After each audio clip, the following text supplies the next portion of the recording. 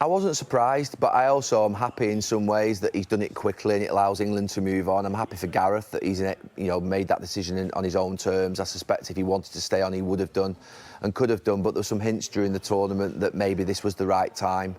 From him, I think, in his interviews, but also just the sentiment. He knows England better than anybody, and he'll have started to feel that. Just the mood music a little bit. 8 years in. Win or nothing, and when you get to win or nothing, anything else than winning is a disaster. I think you've probably got that point, realise you've taken it as far as you can, and the players started to talk about the criticism they were receiving. Gareth called it an unusual environment, and when you start to sort of, if you like, feel that you're being poorly treated, I think that's another sign that you're probably taking it as far as you can. But I think he's done the most amazing job. If you just said 2 finals, a semi-final, a quarter-final 8 years ago, you'd have said insanity. You'd have said that's mad. So to take us where we have in that time is such a great achievement, and he fully deserves it. He's a good person, Gareth Southgate, and it's very difficult to find leaders that have got authenticity, integrity, honesty, but he has it in abundance, and he deserves all the rewards that he'll get in time for his great job he's done, and a little bit of rest time now maybe as well.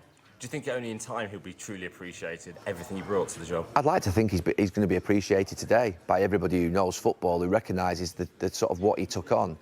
And, there were some major challenges. You think about sort of that them versus us, club versus country rivalry, brought those walls down. The media, handled the media better than I think any England manager ever has done.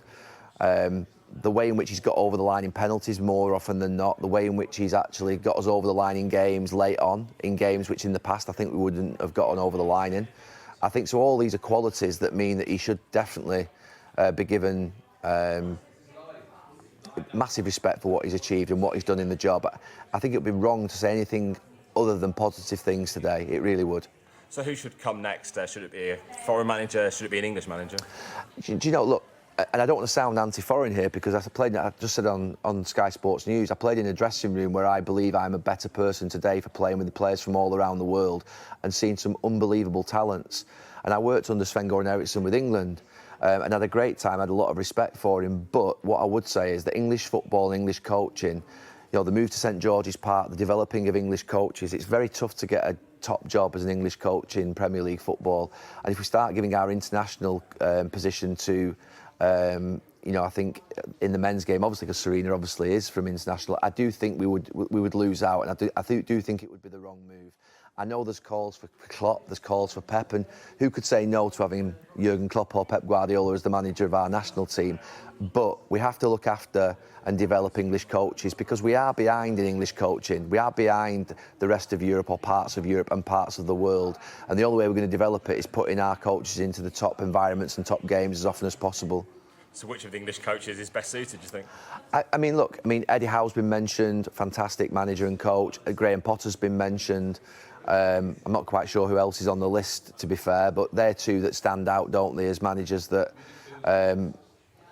have worked in the Premier League, have got good coaching credentials, I think would suit international football, although Eddie's at Newcastle and doing a really good job, so that might be more difficult. Obviously, the easy one to go for would be Graham Potter. And in terms of Gareth Southgate, next, do you think he can manage a top 4 club, a Champions League club? I actually just said on there, I think Gareth Southgate's suited to international football. Just the fact his learnings, his experience in the game. I think that, I hope he gets a top 4 club. But my view would be at this moment in time that, could he go and manage somewhere else in the world or in Europe or the world in international football, because that's where he's had unbelievable experience, second to none experience. He's been with the England 21s, he's been with the England national team, obviously full national team. He's also been with the England team as a player as well, so he's seen it from all angles, and it's invaluable, that experience he has.